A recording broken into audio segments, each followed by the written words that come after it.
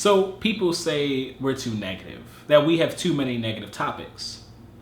So today, we're talking about our 5 positive things about Yu-Gi-Oh! Right now. Yeah, like what Yugioh's done for climate change. Oh, wait.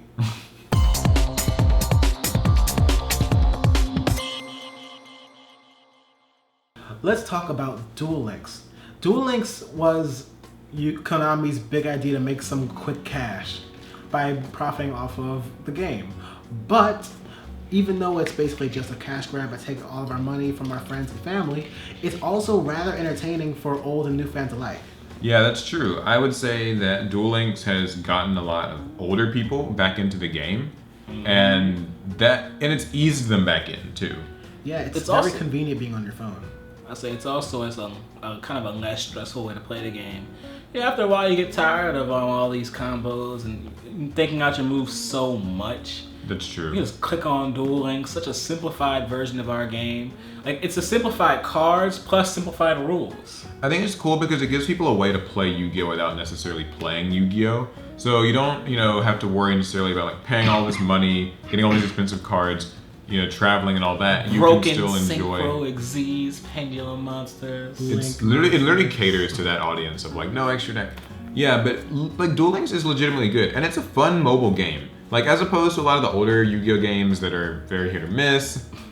Duel Links Simulators pretty much nails every point. Yeah, and if you get tired, you can just microtransaction your way out of it. I guess. Another reason I would say that Yu-Gi-Oh! Is like a good thing, right, is the metagame's actually pretty diverse. And despite what people would have you think, it's actually been pretty diverse for a long time now. I think back to those formats like Dragon Rulers where you really, it was actual tier 0 decks that you just couldn't beat, and that was the only thing you could really play. Either that or like the one semi-counter to it. And that was a sad time. But these days, a lot of decks are competitively viable. We're in this format where, you can run 60 card mesh decks with just whatever you kind of want. Throw in Shiranui and Shaddolls and Burning Abyss all into it, Fernoids. This has been a crazy time, hasn't it? Yeah, they made so many cards that make decks. And now there's so many engines, right? Like, Brilliant Engine, Kaiju Engine, Invoked Engine. Grass is greener. Yeah, grass is as a thing. To the point where Instant Fusion's an engine. Yeah, and like the fact that there's so many engines means that there's really a lot of variety here. You can build a deck and kind of make it your own. Gone are the times where everything had the one chaos variant. Yeah. My third point is, we've got a lot of reprints coming along our way. Yeah, quite a lot. Like the game, I guess the game's coming to a point where Konami wants to go ahead and make all the things that made this last format good, and just make it accessible. We finally have Minerva on the way. That was bound to come up. Yeah, Minerva coming out in what's the name of this set? Battles of Legend or something. Battle of Light. It's got Minerva. Legend. It's got Crystal Wing. Crystal Wing. We recently got like the Invoker reprint. Someone's gonna say Omega. I don't know who's gonna say it. Someone's gonna say Omega. And we've also got, even just in the last several years. Pot of Desires. Yeah, Pot of Desires and the Megatons. That's what I was gonna say. Like, this is a time in Yu-Gi-Oh! Where even though stuff's expensive, you always get to know that there will be reprints. Mm-hmm. There's always gonna be either Gold Series or this year was Duelist Saga, same idea. There's always gonna be, the Megatons and the Dragons of Legend and stuff, where we're gonna get some reprints of some cards that have been really hard to get a hold of. So I think that's good. It means the game is cheaper. Yeah, I remember when they reprinted Pendulum Sorcerer. Very hard to get your hands on card.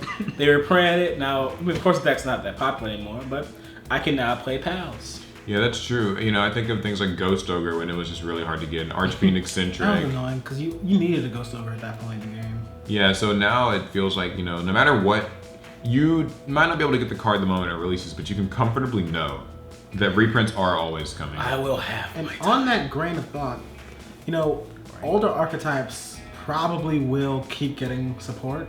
Seems like that's the trend. Yeah, they know Legacy works. Yeah, we've got Dark Magician, Blue Eyes, Red Eyes. Things that hadn't been touched for a very long time are suddenly back into the game again. And people can play them as just good tier 2, tier 3 decks.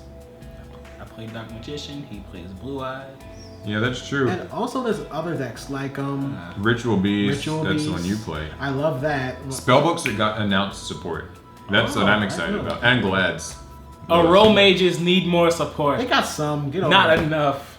Yeah, they probably could use more. We're still waiting for that Harpy support, but it'll happen eventually. The good news we though should let is- that one go. The good thing is like these archetypes will like you get to know like any old archetype is going to eventually get more support. We're getting those new light sworns too, right? Yeah. Yeah. Or Twilight Swans. Twilight Swans. That's what they're That called. might be enough for me to break out my Light Swans again. No, never again, please. But I think that's a really cool thing because it means like even if you don't care too much for say pendulums or you don't care much for like link monsters or whatever, the fact of the matter is even if you're just attached to an old deck like Madolche or something, you never know. Tomorrow Konami will randomly announce Madolche insert dessert here. pastry here, and it's some crazy new support, and it'll just get you to pick up your deck again. I can't Well, wait even for a vanilla support. support. We're gonna get some vanilla link monsters, if that's even possible. I don't even know any of that works. I don't know what's possible anymore with Yu-Gi-Oh. Speaking of link monsters, you. Okay. So the game is coming to an end. Wait, my bad. Oh god. That was negative. Fear-mongering. That was negative. Fear-mongering. Let me rephrase that. We're on the cusp of a new beginning for Yu-Gi-Oh! The Link era. The Link era. Which, for the sake of this video, we'll take a positive stance on That's it. right. I, for one, welcome our new Link overlords. Yeah. See, what's the set called? Code of the Duelist? I believe so. It's bringing in a new mechanic, new cards, fresh ideas, new archetypes. New ways to play. Yeah, It's and freshening this game up. no, let's be fair. There are people who maybe aren't super thrilled about Link monsters and they're like, I don't want this. But the truth is, Link monsters really are kind of a new beginning. They make this game feel entirely different. They solve a lot of the problems that people have had with like spamming Zs and synchros all over the place with just no restrictions on it at all. Now, you have to slow it down and, you can play those decks that you maybe played before that didn't use an extra deck. Now they can be really good. Link monsters are giving Yu-Gi-Oh! A shower. Yeah. One it needs. Now the players have to be next in line. Only kidding, of course. This is positive, right? So, yeah, I mean, I think that those are all 5 really Wait, good Paul. points. Oh, I got one more. okay. What's happening here? So, one more positive thing about Yu-Gi-Oh! Team APS. Oh, yeah. Yeah, all great things we're course. doing. Like, if you don't know what I'm talking about, just go down to your suggested videos and click everyone where you see Paul's face. There's also a red, my there's like a red subscribe button. You can click that. Click the bell, be notified every time we upload new videos. Yu-Gi-Oh! Would be a very dark place without us. Yeah, you need us. You really do. So, those were tips. We even gave you a bonus tip, right? 5 plus 1. Value for money.